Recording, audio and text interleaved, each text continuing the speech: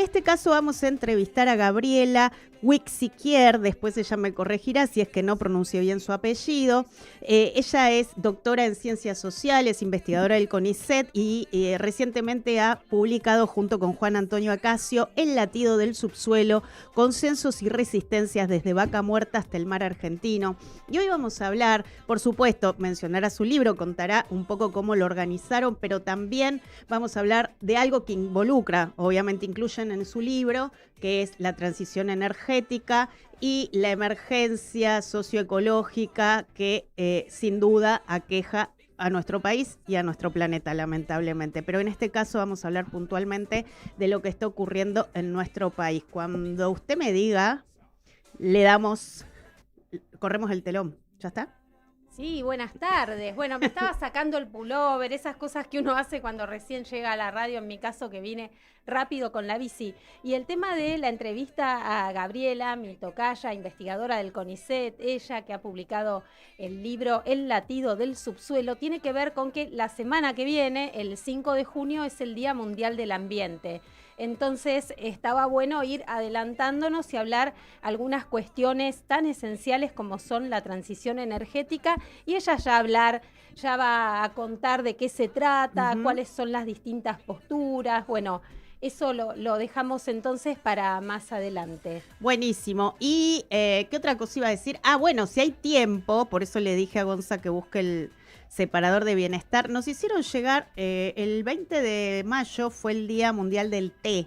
Y tenemos algunos mitos y algunas verdades. Si hacemos a tiempo, vamos a intentar, aunque sea una especie de mencionar, aunque sea esas, creo que son 5 mitos, que viene muy bien, porque bueno, el té es una bebida, una infusión muy difundida, muy consumida, digamos, en todas las edades y en todos los lugares del mundo.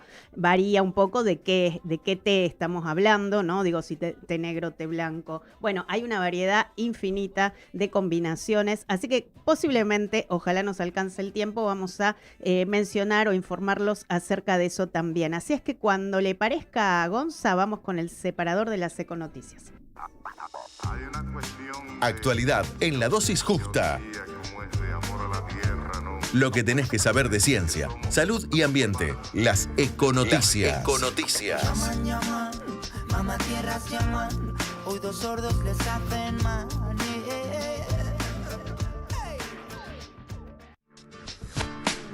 Qué difícil cantarle a tierra madre que nos aguanta y nos vio crecer.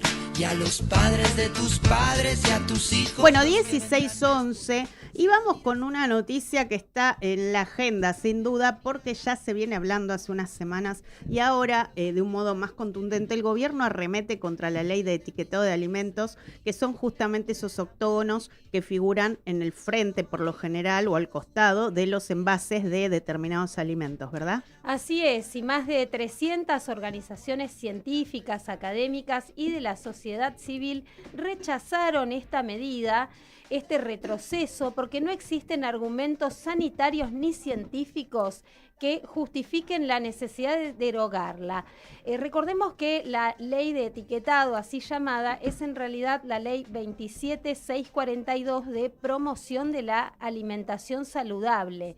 Y es una política de salud pública, porque además de los octógonos, la ley promueve educación nutricional desde las escuelas, desde el nivel inicial, los kioscos saludables en los establecimientos educativos, y regula la publicidad, sobre todo aquella dirigida a niños, ¿no? Entonces, impedía que se pongan personajes infantiles en que de alguna manera no incentiven, ¿no? Incentiven porque los chicos se guían mucho de eso. Sí. A la hora de pedir una golosina, un snack, lo que sea. O las tandas en los programas infantiles. También. O esto de decir que tal postrecito te ayuda a crecer cuando no hay ninguna evidencia científica de que puedas levantar unos centímetros porque lo consumís. Bueno, todo eso regulaba, y por la presión de la industria alimentaria, el gobierno ahora pretende ir para atrás con algo Barrer que con funcionaba. eso. Porque además, según encuestas del propio Ministerio de Salud, UNICEF y la Fundación Iberoamericana del Corazón,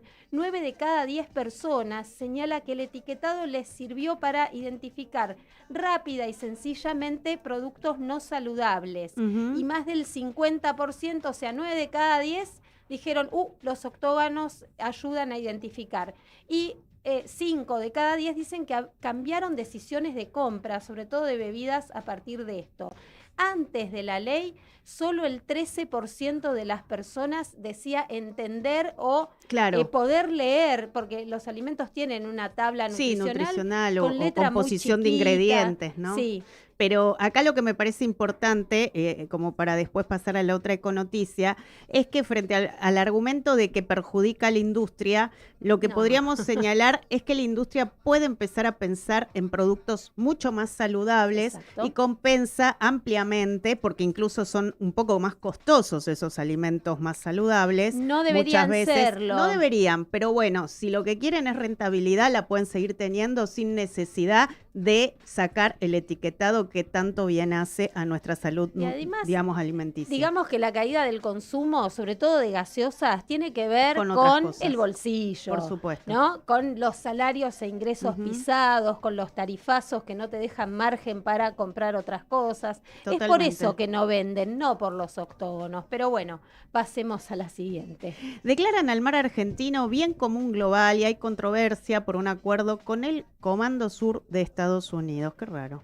Bueno, ¿se acuerdan esas imágenes tan penosas del presidente argentino bailando en un barco estadounidense? Sí, la verdad que sí. Bueno, hay cosas peores, hay diálogos escatológicos con una trabajadora sexual que no se puede creer. No quise escucharlos, porque me advirtieron que son demasiado subidos. Entonces dije, no, por favor, bastantes inconvenientes estoy teniendo para escuchar eso.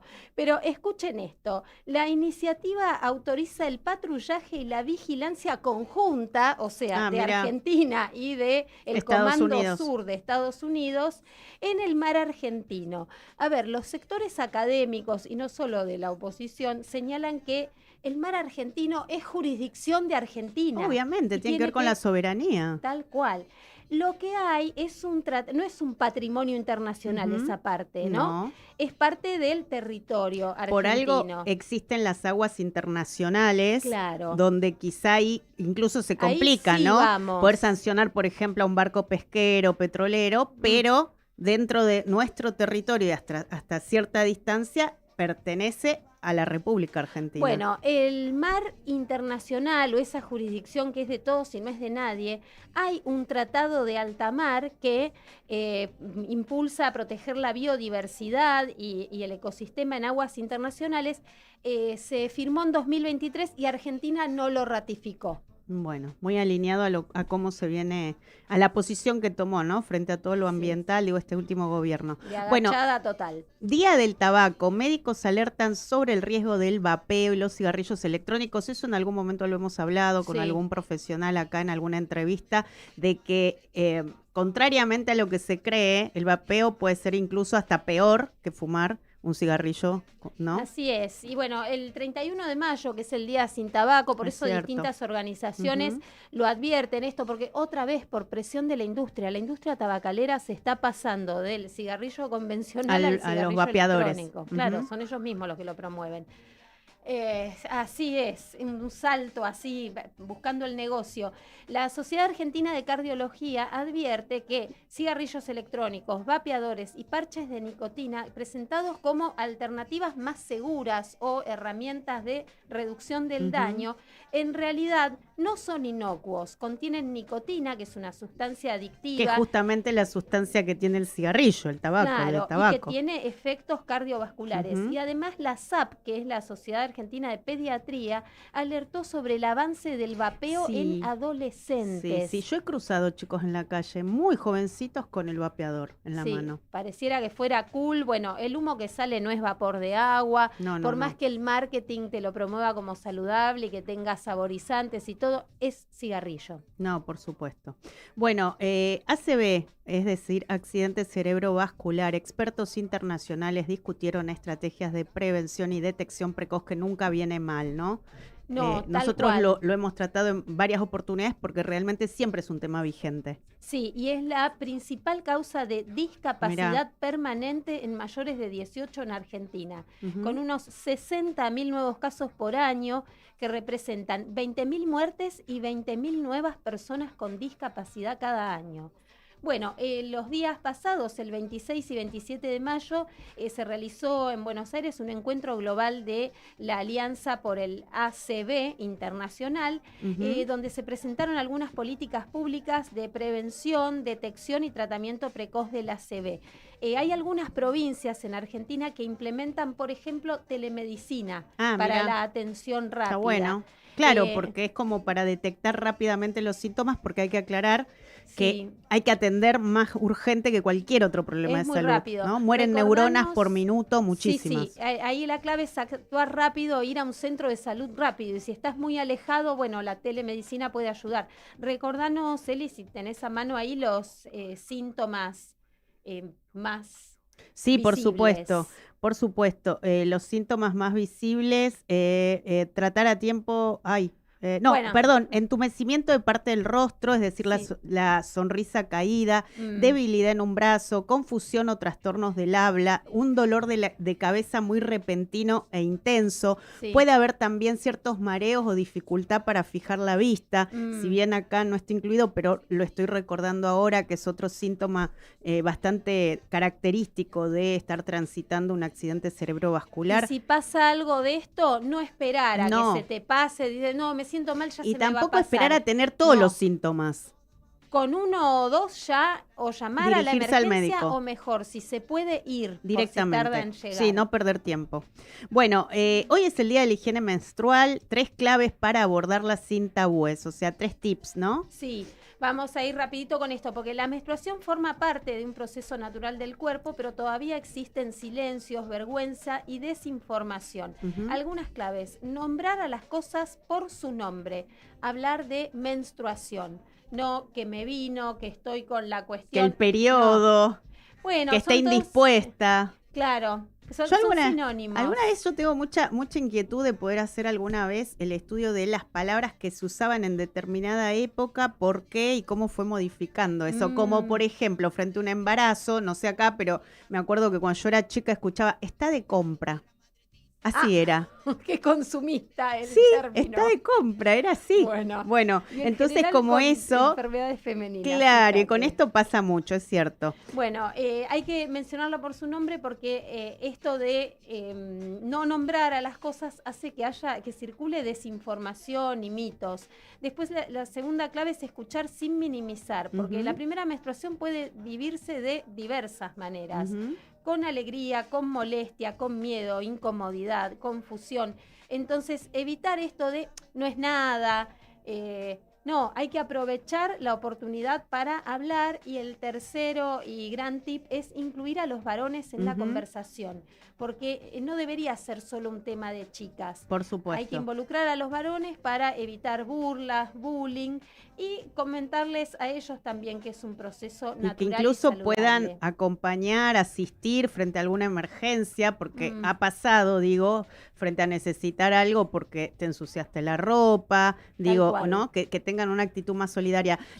Lo positivo que yo puedo destacar, que por lo menos mis hijos lo tuvieron, quizás los tuyos también, es que en la escuela, y por eso la importancia de la ESI, otra cosa que este gobierno vino a llevarse por delante. Se realiza esto de, como decías recién vos, como un consejo, un tip, que varones y nenas y padres, varones y madres, asisten a pequeños talleres donde se los inicia en el conocimiento de este tema, ¿no? Pero muy cierto esto de que la primera vez que uno menstrua, yo lo tengo súper presente porque mi mamá no estaba, la estaban operando el corazón acá, y no estaba nada bien. Y bueno, tuve una tía que yo ya igual sabía que me podía pasar. Yo a los 11 años empecé a menstruar. Ya lo sabía, no fue una sorpresa, pero sí fue duro que no esté mamá para la primera vez. Y por suerte estuvo mi tía que me ayudó, me llevó a la farmacia a comprar lo que había que comprar. Así es que bueno, pero no fue una experiencia traumática. Así que bueno, con estas econoticias nos vamos muy rápidamente a la música y quédense porque ya viene la entrevista.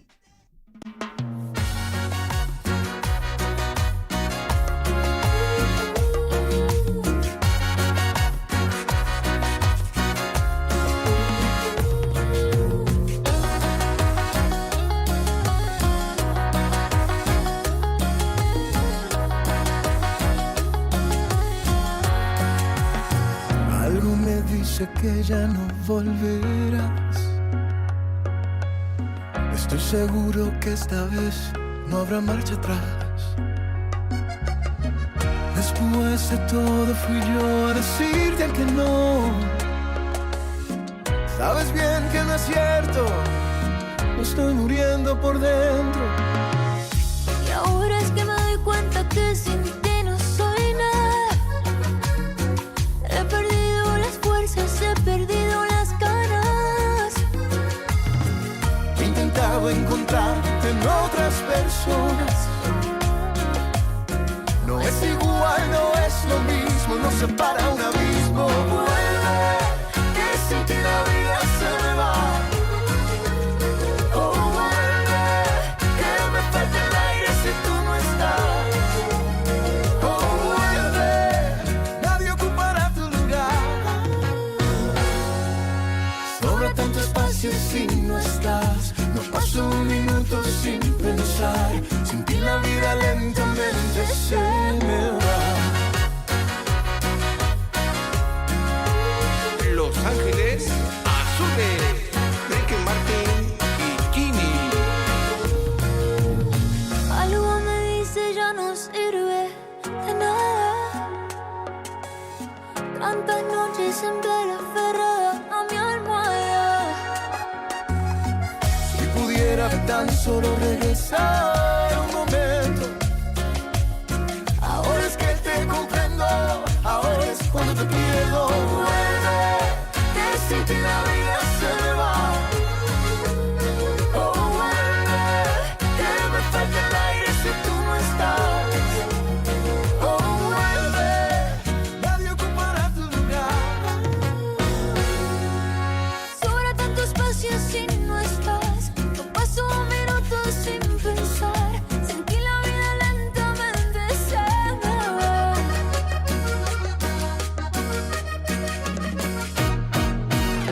Ya no pensar que fui yo, para decirte que no. Sin embargo aquí yo sigo insistiéndote que sin ti la vida se me va. Oh, vuelve, Que me falta el aire si tú no estás. Oh, vuelve, que sin ti la vida se me va. Oh, vuelve, que me falta el aire si tú no estás. En Estrategia Salud y Ambiente. En Estrategia Salud y Ambiente entrevistamos a... Y entrevistamos a Gabriela Vixiquier. Ella es socióloga, doctora en Ciencias Sociales por Flaxo, investigadora del CONICET, docente de la Universidad Nacional de General Sarmiento y coautora de este libro que ya Eli les estuvo mostrando, El latido del subsuelo, consensos y resistencias desde Vaca Muerta hasta el mar argentino. Gaby, muchísimas gracias por venir acá al programa y estar acá con Eli y conmigo. Así que ya arrancamos. Bueno, muchas gracias por la invitación a ustedes. No, al contrario, un gusto enorme. Bueno, de alguna manera, como se dice en la jerga periodística, vendimos la entrevista mencionando la transición energética y también la, creo que era emergencia socioecológica o algo similar. Y sin duda ustedes, digo ustedes porque son ambos dos los autores del libro, abordan, ¿no?, esta cuestión de la transición energética que, corregime, sería el ir pasando a lo que se denominan energías limpias. Exactamente. Nosotros en este trabajo lo contextualizamos en el marco de la transición energética, en el contexto de una crisis socioecológica y climática de magnitud. Uno de los principales indicadores es la emisión de gases contaminantes y por lo tanto la aceleración del calentamiento global. Y en este sentido, la quema de combustibles fósiles, el uso de combustibles fósiles es uno de los principales elementos que emiten gases contaminantes para el ambiente. Por eso, la transición energética ha comenzado en los distintos países a nivel planetario, si bien con distintas velocidades, porque justamente la idea es dejar progresivamente de usar carbón, petróleo y gas. Lo digo en ese orden porque cada uno emite de diferente manera, en diferentes proporciones, claro, los gases contaminantes, y en este sentido el consenso, digamos, tecnocrático mundial es ir dejando de usar los combustibles fósiles para transitar hacia las energías limpias y renovables. Ese es como el objetivo que se planteó en 2015, en un acuerdo llevado adelante por las distintas potencias, que no es vinculante, pero en se París. llevó adelante en París, exactamente. Y de ahí en más, bueno, al no ser vinculante, las distintas naciones van generando estos procesos de manera muy dispar. Y a eso se suma quienes son los líderes, los dirigentes, los presidentes en cada momento histórico en estos distintos países, que pueden ser más o menos, digamos, amigables con este proceso de transición energética. La Argentina es un país fósil dependiente en relación a las energías que utiliza para su consumo doméstico, para el transporte, para la producción. En este sentido, el 83-84% de nuestra matriz energética depende del gas y el petróleo. Somos el país que más gas utiliza en su matriz energética, y además tenemos el recurso de Vaca Muerta, que no solo está pensado por las élites políticas y económicas de nuestro país como un megaproyecto que nos puede generar el autoabastecimiento energético que hemos perdido ya hace varias décadas, esto es que podamos nutrirnos del gas y el petróleo sin tener que importar especialmente gas, que todavía importamos, aunque en menor cuantía que hace unos años atrás, y en este sentido es una posibilidad del autoabastecimiento energético, pero también se plantea como un esquema de negocios de exportación. Tal es así, y escuchamos con frecuencia últimamente de parte del gobierno, de parte del presidente, del ministro de Economía, que Vaca Muerta puede llegar a exportar porcentajes muy similares hacia el 2030, como lo hace el campo. Entonces, la Argentina podría pasar de ser un país agroexportador a un país energético exportador.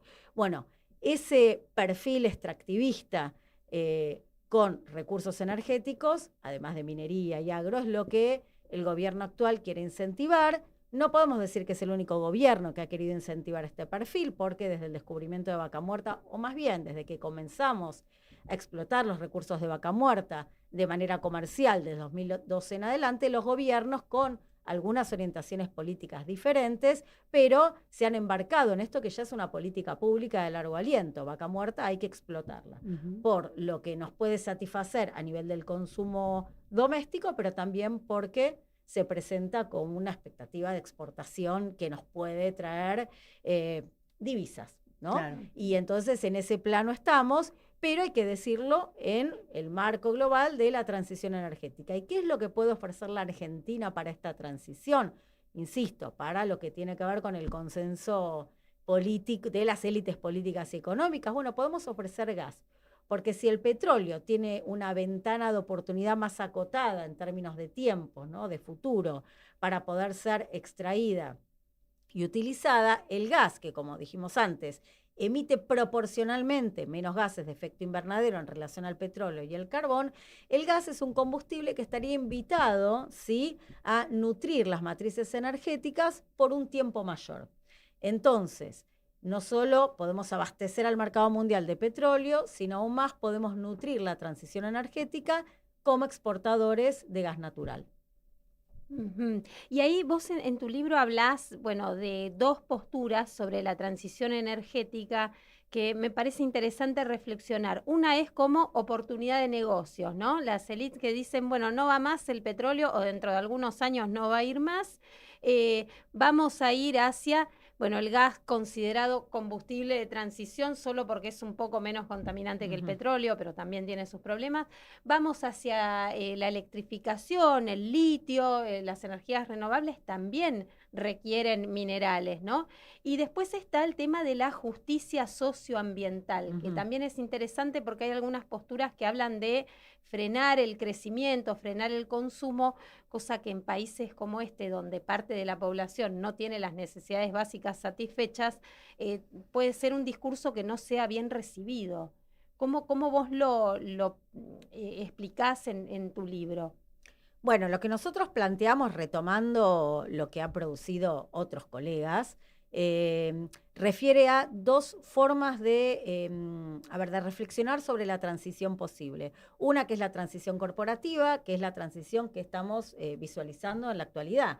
Son las empresas que en realidad están cambiando la producción de un bien por otro, pero sosteniendo lo que llamamos los pilares de la sociedad fosilista. Descarbonizar las matrices, pero las empresas siguen concentrando riqueza en relación a la producción de energía. Y después, otra proyección de la transición energética que, defienden sectores del ambientalismo, organizaciones sociales, organizaciones académicas que justamente se preocupan por la justicia social y la justicia ambiental con justicia social, porque la transición energética también es fósil dependiente. Como bien vos decías, Gaby, efectivamente, los motores o los autos que puedan electrificarse requieren mucho cobre y las llamadas tierras raras, y entonces litio requieren toda una serie de minerales que suponen extractivismos de otras características o extractivismos que en el presente también estamos advirtiendo. Entonces, la transición energética corporativa, sin cuestionar cómo consumimos, qué consumimos, de qué manera consumimos, la energía para qué y para quién. Digo, es una pregunta que se hacen distintos colegas y es bien interesante. ¿Para qué producimos energía? ¿Para quién producimos la energía? Y si no recuperamos o no repensamos el consumo de las sociedades actuales, bueno, sea con energía renovable o con energía fósil, estaremos consumiendo más planetas, más planetas, porque por ahí consumimos 1,5 planetas en relación a la capacidad que tiene el propio planeta para reproducirse, ¿no? Entonces estamos consumiendo más de lo que el planeta tiene para reproducir y satisfacer las condiciones de existencia de las generaciones actuales y las generaciones futuras. Y el tema que vos decías, bueno, hay algunas perspectivas decrecentistas que anidan fundamentalmente en Europa. Pero ahí es interesante, yo he leído algunos textos sobre el tema, y lo que plantean no es que tenemos que, limitar el crecimiento de materia en todos los países de la misma manera. En lo que llamamos el norte global, que son los países de desarrollo más temprano, Europa, Estados Unidos, por ejemplo, y los países del sur global, como los de América Latina. En realidad, los países del norte global consumen mucha más energía que los del sur global. Entonces, sus poblaciones emiten muchos más gases de efecto invernadero que los países del sur global. Per Por cápita, lo tanto, sí. claro, una propuesta es, bueno, los países del norte global tendrían que disminuir la materia que consumen de una manera mucho más profunda y más rápida que los países del sur global, que consumimos, en términos relativos, menos materia y emitimos, en términos relativos, menos gases de efecto invernadero. Entonces, este proceso de lo que llaman decrecimiento, que tiene que ver, que asusta, porque ese decrecimiento en una sociedad capitalista asusta. Crecemos menos materia, menos PBI, en esta perspectiva tan productivista del desarrollo, ¿qué nos va a pasar si hay tantas necesidades básicas insatisfechas? Bueno, esto es un proceso, es un cambio epistemológico, filosófico, y que no deberíamos realizar todos los países a la misma velocidad. Es muy posible que los del norte global tengan que acelerar este proceso de consumo de materia, de consumir menos materia, que los países del sur global, que tenemos aún toda una serie de necesidades básicas insatisfechas. Sin duda no hace falta ahondar en cuál es hoy la postura del gobierno argentino, pero sí, a propósito de lo que acabas de mencionar, ¿vos considerás que hay voluntad política de estos países, los países del norte global, para realizar esto que vos señalás que sería lo más sensato o lo más adecuado para el planeta? Por lo menos estas posturas que son europeas, decrecentistas, en América Latina ha habido otras más ligadas al buen vivir, más relacionadas con las cosmovisiones de las comunidades originarias. Sí. Pero no hay ninguna voluntad política de los países del norte global que consumen muchísima más materia que los países del sur global por encarar una transición que implique cuestionarse el consumo. Porque el gran problema acá, además de qué producimos y cómo producimos la energía, es qué es lo que sostiene la energía. Porque somos una sociedad muy energívora. Pero esto de somos una sociedad hay que desarmarlo un poquito, ¿no? Porque el consumo de energía está desigualmente distribuido entre las clases sociales, los grupos sociales, y esto ha sido reflejado por distintas investigaciones, estudios. Digo, el 1% más rico consume mucha más energía que los sectores más pobres. Entonces, cuando decimos tenemos que repensar el consumo, tenemos que repensarlo también en relación a esta desigualdad en torno a cómo las clases sociales consumen energía de distinta manera. Claro. Y la voluntad para que suceda una transformación en este sentido y es bastante escasa, ¿no? Porque, bueno, estamos en un modelo de acumulación capitalista y la energía la tenemos que pensar en esa dinámica del capitalismo. Por eso, cuestionar la manera en que hoy se produce y se consume la energía es también cuestionar la propia dinámica en la cual el capitalismo se va realizando, ¿no? Se va desarrollando, se va desplegando con todas las desigualdades que eso supone. Entre países, entre clases y grupos sociales, entre género. Tal cual, porque considerar la energía un bien que se exporta y no un servicio que te ayuda a vivir mejor o a producir otras cosas de más valor, ¿no? Como está pasando ahora con los tarifazos y los aumentos y los cortes a las industrias para poder exportar la energía. Bueno, eso te, digamos, reasienta una matriz de atraso y de pobreza energética. Pero acá en tu libro lo interesante es que vos visitaste, tenés dos grandes casos, uno es el de Vaca Muerta y el otro es un proyecto en el Golfo San Matías que es de poner una planta de gas licuado para exportar el gas licuado de Vaca Muerta, bueno, con estos barcos inmensos que van a transformar un gas en un líquido para poder exportar, pero ahí hay diferencias en cuanto, y por ahí nos podrías contar, porque visitaste ambos territorios y hablaste ahí con las comunidades, cómo lo toman y qué resistencias y qué beneplácitos hay en la población de esos lugares. Digo, especialmente en el caso del Golfo. No, contanos por ahí en los dos, en Vaca Muerta, lo que encontraste, que ya está asentado, el otro es un proyecto, pero está avanzando también. Totalmente. Bueno, las resistencias son encaradas por, en el caso de Vaca Muerta, donde la extracción se produce centralmente en la provincia de Neuquén, porque el 98% del gas y el petróleo que se produce no convencional es en Neuquén, muy poquito es en Río Negro, pero principalmente son las comunidades originarias las que han, digamos, resistido de una manera consecuente el avance de la frontera fósil. No convencional. También, por supuesto, hay organizaciones de la sociedad civil, algunos sectores de partidos políticos, de movimientos sociales, porque Neuquén ha sido una provincia históricamente muy movilizada, ¿no? Frente a distintos problemas. Pero tal vez uno de los actores que resalta con mucha presencia está ligado a las comunidades originarias. Algunas de las comunidades originarias, algunos de los grupos de las comunidades originarias que, por supuesto, han llevado como la bandera de la resistencia frente a la extracción del no convencional, porque los afecta en sus territorios, en sus formas de vida, en sus cosmovisiones, ¿no? Y los derrames, la mortandad de flora, la mortandad de fauna, los ha afectado profundamente. Los temblores. Los temblores. Sismos. Los sismos afectaron fundamentalmente una localidad de Sausal Bonito, que es una localidad de pocos habitantes, pero que han visto sus casas totalmente resquebrajadas. Tremendo. Y en este caso también es una comunidad que ha intentado, digamos, resistir el avance de este proceso porque directamente no solo fractura sus casas, sino que fractura sus vidas. Totalmente, Porque vos tenés claro. tu vida fracturada. Tal cual como vos decís, el tema de la cosmovisión. Sí, Claro, es una y forma de ahí, ver el mundo. exactamente. Y en el caso del Golfo San Matías, las resistencias de algunos grupos o sectores más ligados al ambientalismo han comenzado porque en el Golfo San Matías había una ley que prohibía cualquier tipo de instalación de infraestructura hidrocarburífera, de instalación o de extracción. Pero bueno, no es una zona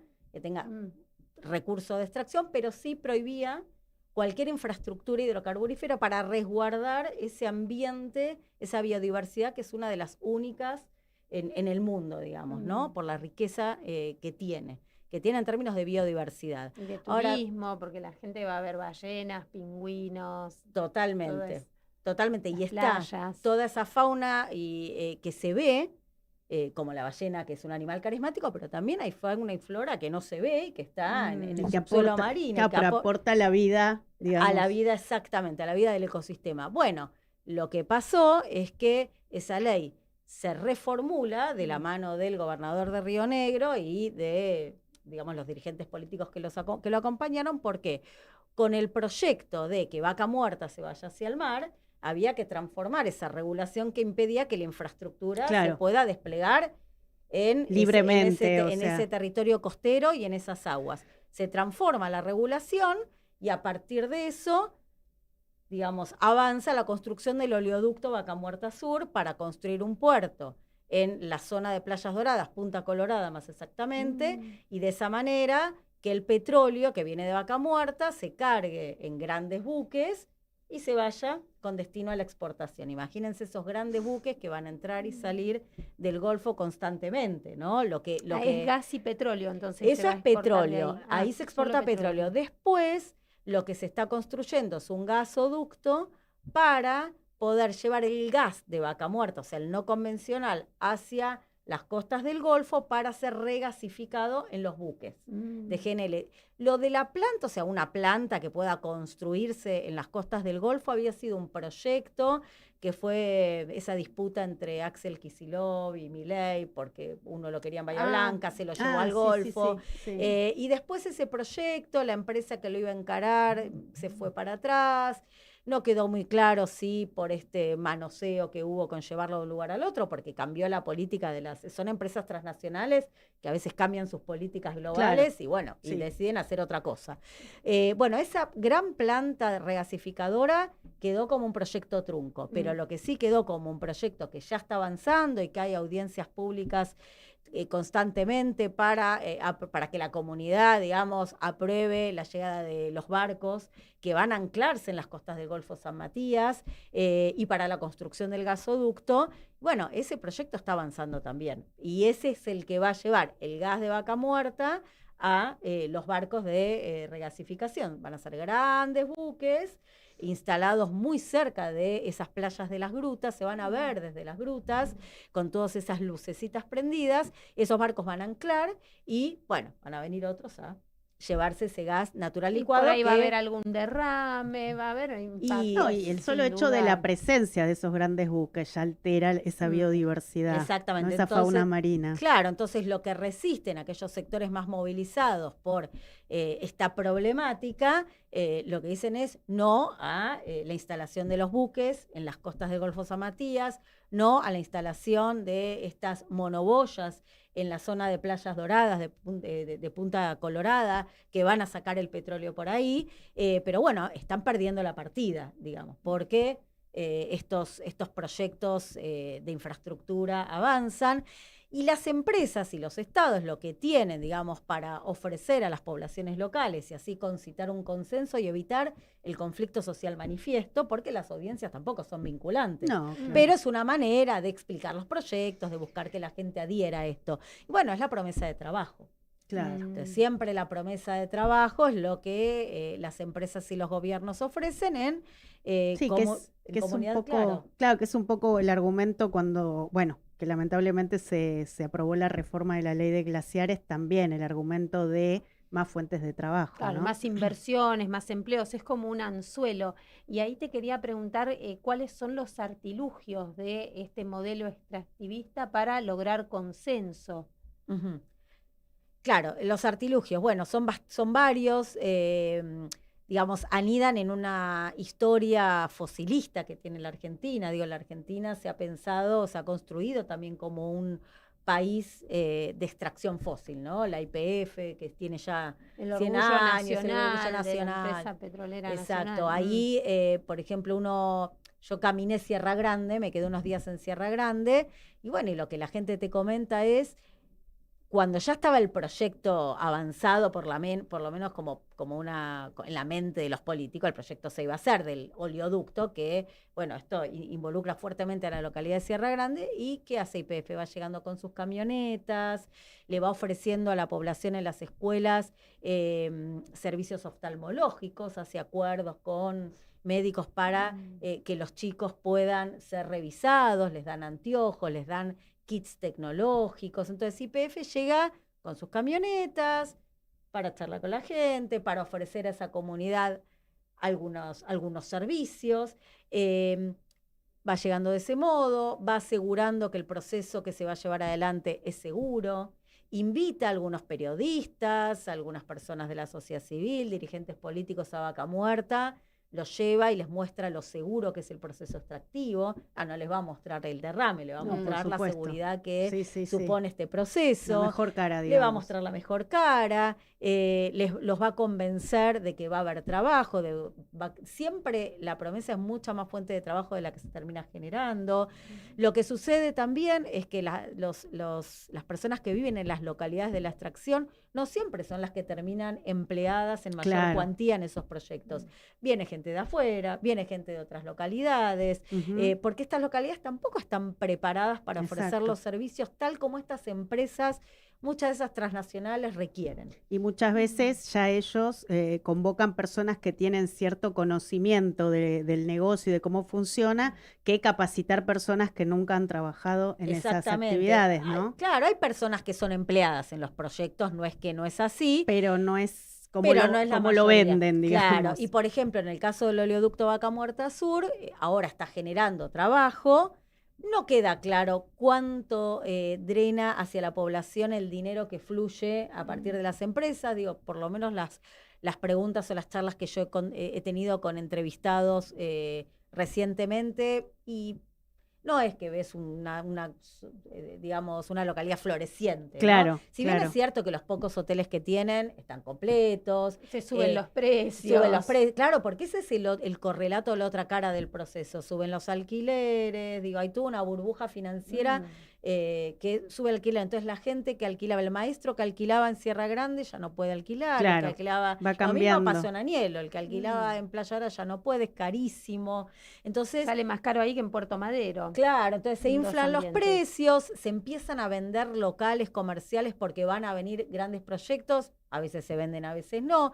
Por supuesto, el alquiler de los comercios aumenta un montón, entonces el que vive en Sierra Grande y antes se alquilaba para un pequeño comercio, ahora le suben un montón los Claro, precios. ya se le hace inaccesible. Y el trabajo que se genera termina siendo mucho menor que el que realmente prometen estas empresas. Entonces, y además en el caso de Vaca Muerta Sur, el año que viene, o cuando termine de construirse el oleoducto, el puerto, los grandes tanques donde se aloja o se va a alojar el petróleo, lo que va a terminar sucediendo es que van a quedar muy poquitos trabajadores, porque Claro. la logística va a ser bastante tecnificada. Eso iba a decir, claro. Entonces, Hay se como puede- nuevas formas de manejar el negocio y entonces En que forma prescinde remota. del trabajo humano, indudablemente. exactamente. Y en el tema de los barcos, ¿cuánta gente va a ser empleada para los barcos? Porque estos barcos también vienen con personal propio. Totalmente. Entonces, pero bueno, en localidades y en comunidades que están atravesando situaciones de... Sí, críticas en torno al empleo, ¿no? Exacto, Hay y a los como- ingresos está esta esperanza Hay un querer creer que va a ser así o Que que va va- a ser un beneficio, que va a ¿no? ser así y que va a ser seguro,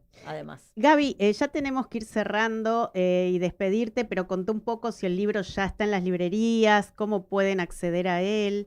Y Sí. la información que les sea de utilidad para posicionar el libro lo mejor posible.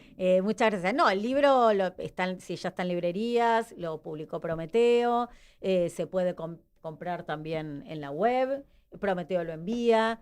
¿Está solo en papel o también...? Está en papel y en formato ebook. Ah, bien. Así que está en los dos formatos y es importante porque hoy en día... Sí, no, hay son las personas dos que... formas de leer. Exactamente, hay personas que tienen más Exacto. afinidad hoy con lo digital que con Exacto. el papel. Exacto, uno lo quiere comprar en otro lugar donde el libro no ha llegado, pero el libro, Claro. si uno lo pide por la página, llega, nos consta que está llegando, y bueno, están las librerías más conocidas. Sí, Y nada, lo que nosotros tenemos o que hicimos con Juan fundamentalmente es que el libro circule, digamos, que el libro Claro. circule, que poder, digamos, activar o acompañar o intervenir en un debate público sobre un tema que sabemos que es complicado, porque hablar hoy de vaca muerta es complejo, porque hay un abroquelamiento en el sentido de vaca muerta hay que explotarlo, ¿no? Claro. Sobre esto no hay duda, tenemos que explotar. porque va a dar trabajo. Porque va a dar trabajo, porque va a traer divisas, Claro. y Inversiones. va a traer inversiones, y en este sentido también quisimos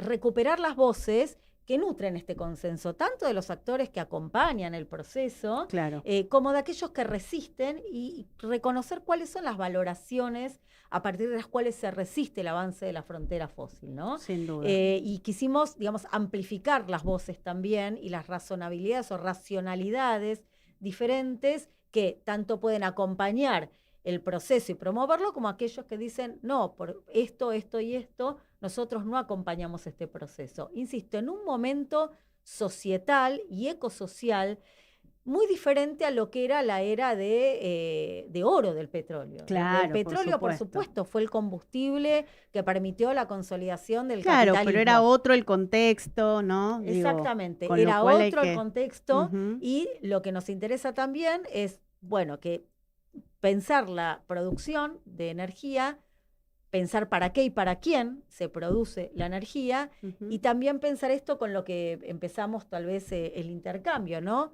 El consumo. Totalmente. Porque si seguimos consumiendo de la manera que estamos consumiendo, y algunos sectores mucho más que otros, no hay transición energética que alcance. Posible, totalmente. Porque la transición energética requiere muchos insumos que se encuentran en el planeta y Seguro. que no son suficientes para nutrir todos las baterías, los autos, La inteligencia la inteligencia artificial. artificial, los molinos de viento, y además todas las energías renovables también generan efectos ecosistémicos. Claro. No Sí. es algo No es la neutral. Inocuo, panacea. digamos. No es sí. que el molino de viento, que Claro. además necesita grandes extensiones de tierra, son muchísimas las hectáreas que se requieren para los parques eólicos. Exacto. Por ejemplo, y los paneles solares son parques solares que también tienen afectaciones ecoterritoriales y Y los también requieren residuos mucho que mineral. generan. Sí, totalmente. ¿Qué haces con los molinos que ya no componentes sirven más? electrónicos, Entonces, las torres. Bueno, también hay que discutir la transición energética, Sin duda. que no es Temazo. neutral en términos ecosociales. Bueno, Gaby, mil gracias por venir, porque siempre es un placer poder entrevistar así, ¿no? Viéndonos, sintiéndonos, compartiendo el mismo espacio. Mano a mano, nos Eh, quedó corto el programa porque hay muchísimo, como muy siempre. recomendable el libro,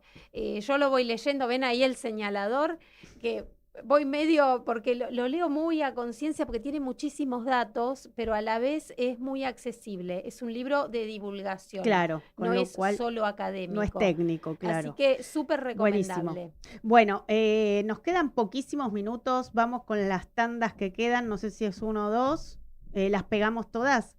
Gracias. Ser sustentables. Guía para vivir en armonía con el planeta. El nuevo libro de María Gabriela Enzink. Un recorrido por temas esenciales como la alimentación y el consumo consciente, la moda circular, la eficiencia energética, el turismo regenerativo y mucho más. Consejos y tips para construir un futuro mejor paso a paso. Ser sustentables, de Ediciones Urano. Conseguilo online y en librerías.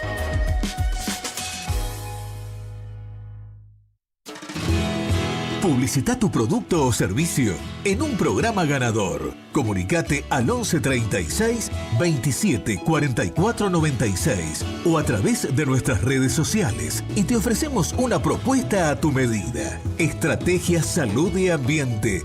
ganador del Martín Fierro al mejor programa de radio digital nativo 2022. Nuestro correo de contacto es e.salud.bienestar@gmail.com. Tómate un respiro, no corras. Tus tardes con Estrategia Salud. Búscanos en nuestras redes sociales. Estrategia Salud en Facebook, Twitter e Instagram. Economía Verde, Innovación y Sustentabilidad en América Latina. El libro de María Gabriela Ensink, publicado por Editorial Almaluz. Una publicación fundamental para conocer la problemática ambiental y las soluciones que aportan la ciencia y la tecnología. Encontralo en las mejores librerías. Para ellos que llenan nuestro corazón y a los que deseamos brindarle lo mejor, llegó Wow Glam. Diseños perrunos, confección de ropita a medida. Vos elegís el modelo, las telas y Wow Glam lo hace realidad. Un diseño único como tu amor de 4 patas. Visítanos en Instagram, wow.glam. Debes brindar amor para después. Bueno, aprovechando los últimos minutos, quiero comentar algunas cosas del té muy breve, como por ejemplo si el té adelgaza por sí solo. Bueno, es un mito. A pesar de estar muy asociado a la pérdida de peso, ningún té es capaz de provocar adelgazamiento de forma aislada. Algunas variedades, como el té verde, negro y mate, contienen compuestos bioactivos, como la cafeína, que pueden aumentar levemente el gasto energético, mejorar el enfoque y ayudar a prolongar la disposición durante el día. Pero eso no quiere decir, puede contribuir a gastar un gasto calórico mayor, pero no quiere decir que por sí solo adelgace. Los tés pueden aportar beneficios para la salud más allá del adelgazamiento. Vamos con este último, una mala, una buena, o una que es mito y otra que es verdad en todo caso. Aunque el impacto en el peso sea limitado, los tés, especialmente los derivados de la planta Camellia sinensis, como el té verde, han sido estudiados por sus posibles efectos en la salud. Vamos a, porque realmente son muchas los estudios científicos que se hicieron y que de alguna manera validan esto de que distintos tés, según de cuál se trate, pueden ser muy beneficiosos para la salud, así que seguramente ampliamos un poco el tema la próxima semana. Queremos agradecerle mucho a Gonza Cabral, como siempre, que él está ahí listo y que a veces cuando alteramos el esquema del programa, él igual lo saca adelante, así que mil gracias.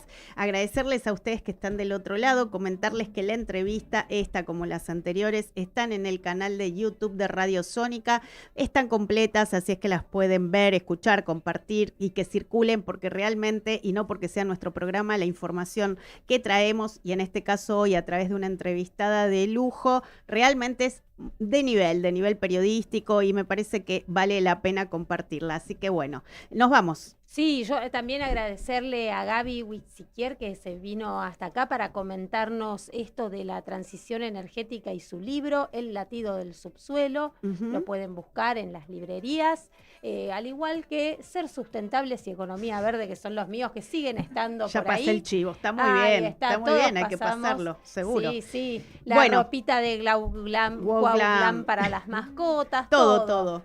Bueno, y vamos a estar sorteando libros. Acá se está enterando mi compañera, alguna vez nos hicieron llegar libros y bueno, por un motivo u otro hay tantas cosas que uno hace que a veces se deja estar, pero vamos a estar sorteando libros. Después te lo contamos por las redes, acordate, de Estrategia-Salud, y estamos subiendo mucha información de interés. Bueno, gracias por todo, nos encontramos el próximo jueves a las 4 p.m. hora argentina. Chau.